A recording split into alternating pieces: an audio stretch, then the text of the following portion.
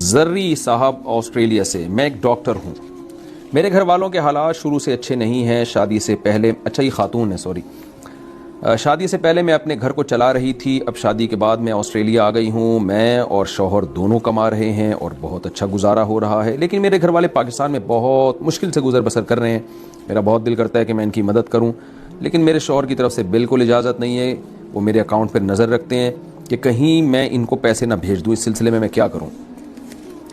آپ کے شوہر کو اللہ ہدایت دے، میں تو یہی کہہ سکتا ہوں۔ دیکھیں، بیوی کا سارا خرچہ شوہر کے ذمے ہے، تو آپ اپنے والدین کو جب چاہیں جتنی رقم بھیج سکتی ہیں، اس میں کوئی حرج نہیں ہے۔ شوہر کا یہ رویہ ٹھیک نہیں ہے۔ اسلام شخصی ملکیت کا قائل ہے، نہ بیوی کے مال پہ شوہر کو حق ہے، نہ شوہر کے مال پہ بیوی کا حق ہے۔ البتہ شوہر کے مال پہ بیوی کا اتنا حق ضرور ہے جتنا نان نفقے سے اس کا تعلق ہے، یعنی جو ضروری نان نفقہ تو وہ شوہر کے ذمے مہیا کرنا لازم ہے۔